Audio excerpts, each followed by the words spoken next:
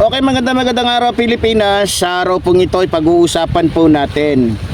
Ito pong isang balita na kung saan ay lumabas po talaga sa akin ding pag-obserba, pag-iimbestiga, maging sa tawag ng ating mga kaibigan dyan sa Davao City, no?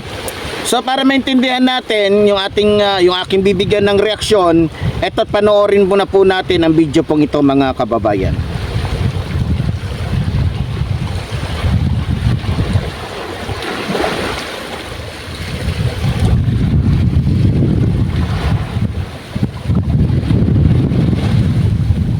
Noong May 14, 2026, meron pong nahuli na sabat na halagang 15.6 million shabu mismo sa Davao City Operation.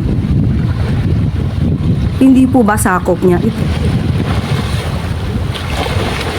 Kaya nga po, bakit sa Davao City ay may nahuhuli kung naging epektibo po yung sinasabi nilang war on drugs? Yan ang sagot ng Malacanang sa akusasyon ni Davao City Mayor Baste Duterte na walang achievement si PBBM at bagkos ay ibinalik pa ang problema ng Pilipinas pagdating sa droga.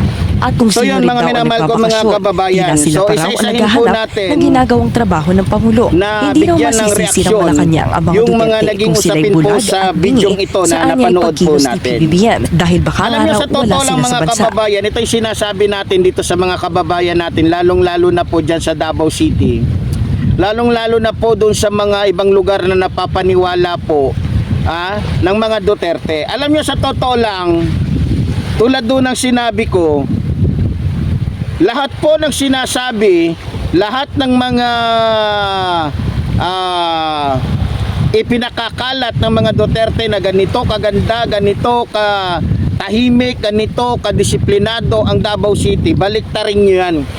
Tulad po ng sinasabi dati ni Kaper Silapid, para maunawaan natin yung mga sinasabi ng mga Duterte, baliktarin natin. Pag sinabi nilang malinis dito, ibig sabihin marumi dyan. Pag sinabi nilang tapat ako, baliktarin mo, maintindihan mo at makikilala mo kung ano siya. Ganon ang laro ng mga Duterte. Sa totoo lang mga kababayan, simula po na maupo si PBBM at naging direktor ng CIDG, ito pong si General Torre, lumabas po ang katotohanan na simula ng mga Duterte ang naging mayor o humawak sa buong Davao, naging ano na lang po nila yan, naging panakiputas na lang nila yung kwento nila para po dumami yung mga mag-i-invest dyan po sa lugar niya. Alam nyo na, tuso hindi nagsasabi ng totoo. Sabi nila, ligtas ang Davao kasi walang drugs. Pero, Mayor Duterte, Baste Duterte, maniniwala pa siguro ko kung ang magsasalita na malinis ang Davao, si dating Senador Antonio Trillanes. Maniniwala pa siguro ko na malinis ang Davao at walang droga kung hindi kayo ang nakaupo dyan. Ngayon, nagagalit ka. Ngayon, tinitira mo ang gobyerno dahil nagkalat yung adik, nagkalat yung mga ano. Akala ko ba, kontrolado ninyong mga Duterte, kaya nga, sabi ninyo, kaya nga kayong laging nahahalal dyan dahil kontrolado ninyo ang adik. Kontrolado ninyo ang mga pusher, mga drug lords, walang nakakapasok dyan. Pero halos lahat ng laboratory na nahuli, natuklasan, lahat ng mga naglalaki ang presyo ng droga, dyan nagmumula sa Davao City. Galit na galit kayo mga Duterte kasi nabubuking na kayo. Alam namin yan. Nagsasalita ka, akala mo naman sa itsura mo palang Basti Duterte, mas adik ka pa sa lahat ng adik. Magmula sa pagmumukha mo, sa pagsasalita mo, magmukha talaga sa pagkatao mo, pati sa balat mo. Adik ka pa sa lahat ng adik. Di mo ba nakikita Basti Duterte kang mongoloid ka? Na adik ka. Adik ka pa sa lahat ng adik. Tapos kung magmalinis ka, akala mo kung sino ka. Hindi ba nakita yung pagmumukha ninyong magkakapatid? Na kahit na magsuot kayo ng barong, addict pa rin kayong tignan. Ha? Mga drug lords pa rin kayong tignan. Kahit pa magsuot ka ng barong. Ang hilig ninyo magmalinis, ang hilig ninyo magsiarte, ang hilig ninyo magsidrama. Pero lahat ng kalokohan nasa inyo na. Ang hilig ninyo mag-inarte, ang hilig ninyo magmalinis. Pero kayo na yung pinaka-kurap sa lahat ng kurap. Ha? Alam nyo ba yon mga Duterte? O kaya kayo mga DDS, dapat mag-isip na kayo. Huwag kayong magtanga-tangahan, huwag kayong magbulag-bulagan. Ha? Tingnan nyo. Buong taon ng 2023 hanggang sa kasalukuyan, saang lugar ang mas pinakamaraming nakukuhanan ng drugs? Hindi ba Davao City? Sa 100%, 99% sa Davao City nakukuha o nahuhuli lahat ng droga.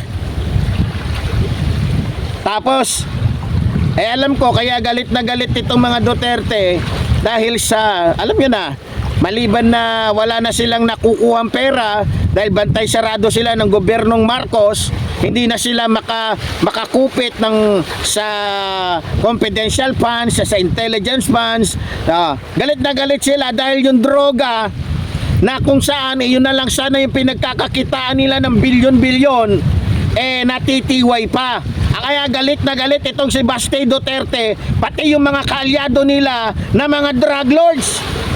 O ngayon, nagrereklamo si Baste, gumagawa si Baste ng istorya na ang Davao City daw hindi daw nakakatanggap ng pondo. Sinungaling. Ha? Sinasabi mo lang 'yan para sirain si PBBM. Ha? Malaki, nakita mo naman, nakalagay sa COA yan, 7 billion mahigit ang pumasok sa Davao City na dapat sana hindi na binibigyan dahil nung panahon ni Rodrigo Roa Duterte, halos 99% na dapat sana budget sa buong bansa ay napunta lamang saan? Sa Davao City ba? Yes, sinasabi nila sa Davao City. Pero ang totoo, napunta lang sa mga bulsa ninyong mag-aama, kay Sara Duterte, kay Rodrigo Roa Duterte, kay Kitty, kay Hanilet, at sa'yo. Alam nyo mga kababayan, kaya sinasabi niyang ganon kasi hindi niya naramdaman. Kasi yung proyekto na para sana sa kanila mapupunta yung pera ay napunta talaga sa tamang proyekto. Kaya hindi nakita ni Basti Duterte yung pera kasi wala siyang nakukupit.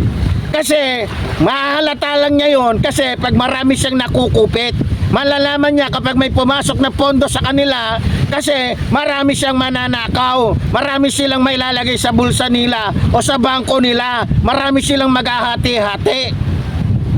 Ngayon dahil wala na pumupunta sa bulsa nila dahil nga sa talagang iniingatan ng pondo, iniingatan yung pera ng taong bayan ni Pangulong Ferdinand Marcos Jr. at sinisiguradong mapupunta sa mga proyekto, kaya etong si Baste walang naibubulsa, wala na silang nananakaw, kaya ang ginagawa nila maninira ngayon kay Pangulong Ferdinand Marcos Jr. Anak ng teteng talaga kayo. Yan ang masasabi ko sa iyo, Mayor Baste Duterte. Wag na kayong umasa pa. Hindi na kayo makakapanggat si Pangulong Ferdinand Marcos Jr. ang Pangulo. Never kayong makakapagnakaw at never kayong kikita sa droga. Yun lang ang masasabi ko. So mali po tulad po ng sinasabi ng lingkod, mabuhay po ang ating inang bayan, mabuhay po ang nagmamahal sa ating inang bayan. Maraming salamat po.